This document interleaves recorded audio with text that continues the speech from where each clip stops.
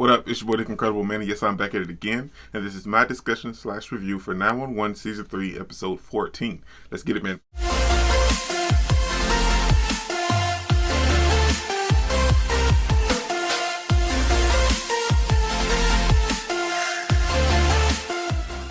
Episode 14 picked up right after Episode 13, and even though we took a week's break, it kind of just threw us right back into the world of 911 Episode 13.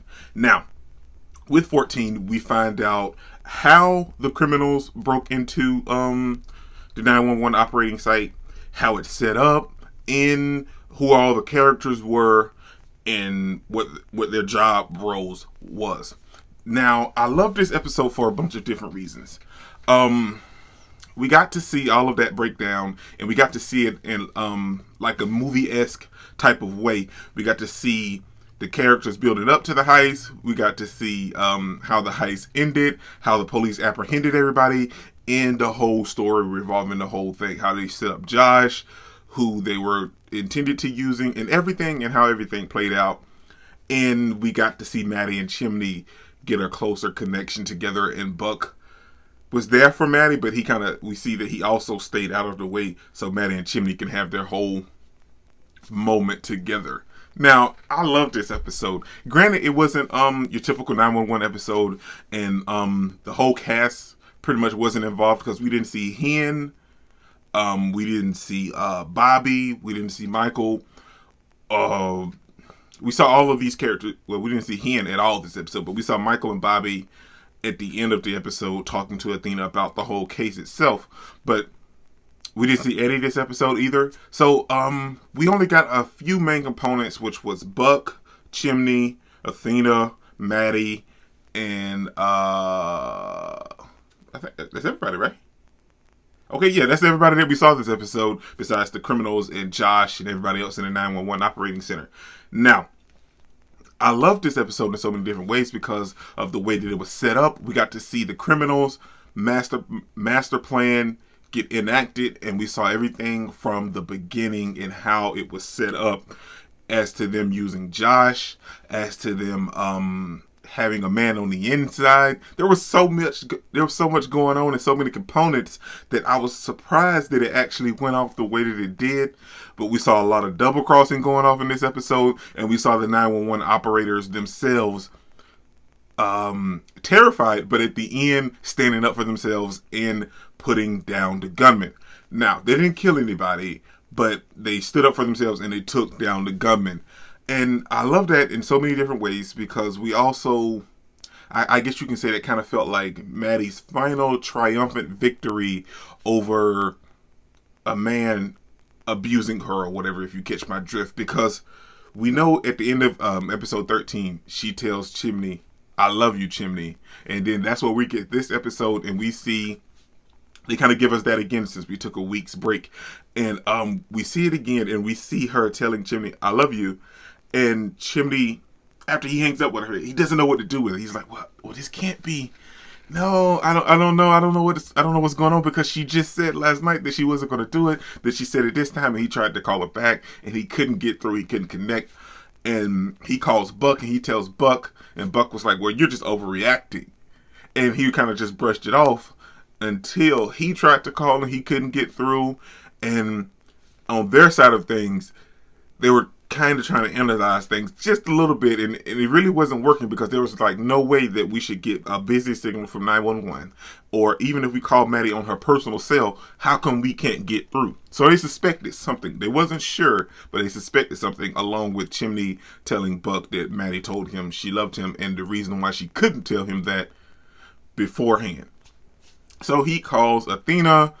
Athena's actually, she's out on her way to work from probably from home, and she's on the phone talking to her daughter, and she comes across a car wreck.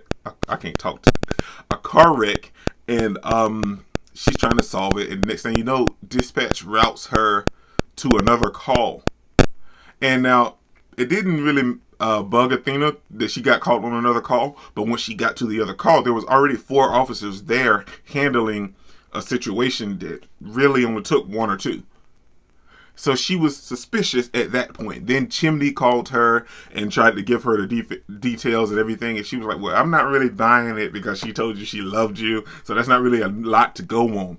But along with what she had already figured out, she decided to call her captain, and her captain was going to get some information. So in that point, her and Chimney decided to take a ride, and they called and Buck and tried to get Buck, and then Buck was like, well, let me come with you guys. And they was like, no, we're going to check it out and we'll go from there. And next thing you know, you see Buck and his Jeep just flooring it down the highway. And Athena was like, I know that ain't Buck. I know that ain't Buck. And they pull him over, and next thing you know, Buck's in the car with them. So they get to the dispatch station, and Athena goes in, and the guard and one of the they took over the open area, and one of the guys imitating cops decided to kill Athena, and the other guys was like, no man, I am not killing a cop. That is not going to happen, because we're already doing this, which is a crime within itself and that's punishable by many years. But killing a cop on top of impersonating an officer, committing robbery, holding all these people hostages up, we're already going to get time. So I'm not adding a cop dead to that list. So they end up rerouting Athena, which is the Blevins lady, I want to say. I can't remember. I think that's her name. And that was the final clue that gave Athena her hint when they rerouted her from that point again. But when Sue Blevins got on the line, and she made a statement when the guy was talking to her. Well, I don't know what a code 77 is because I haven't been on dispatch in so long, but she knew exactly what it was. And it was an ambush. But that gave Athena the final clue. Not just it being an ambush, but with Sue being on the operating line. Sue is in head. She's like management. She's in control of everybody and the head of the whole station itself. So why would she be on dispatch? That gave Athena her final clue. Then we find out what the actual component was that the robbers were committing, and the reason they rerouted everybody else out of the way, and they wanted to steal some art from a museum. And granted, I mean, it was a good plan. It was a good idea, but poor execution and poor crew. The crew didn't trust each other, so they had no business working together in the first place. So then, long story short, we find out how all this got in motion, why they targeted Josh, and the reason that the crew got double crossed in the end. So it's so crazy. But at that point, some of the operators decided to hatch a plan along with Maddie. They didn't really think it out. They just it was a spur of the moment type of plan. And they shot the one dude with old girl's EpiPen, and then they started bum rushing the other guards to take control. They took control, and then we kind of get like a brief story of how all of this came into motion.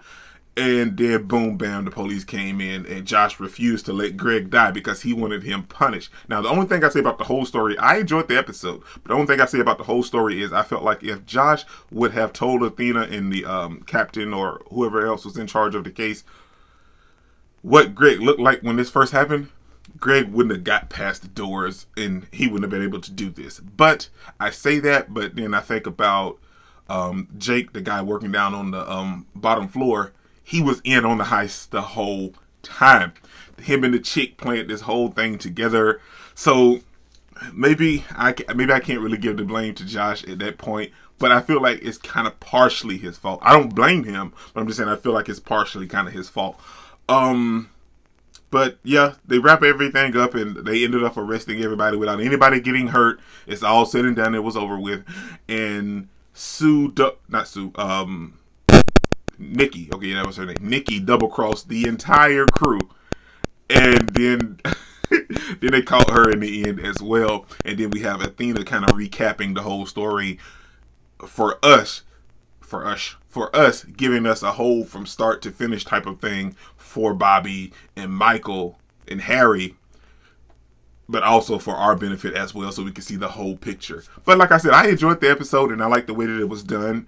And overall, we got to see Maddie and Chimney get closer together, and it went off without anybody actually getting hurt. So all's well that ends well. But I really enjoyed this episode, man. This is really incredible. Don't forget to smash the like button until you can't smash it anymore. Comment down below, and I'll be sure to respond to each and every one of them and subscribe. But only if you really want to, man. Peace out.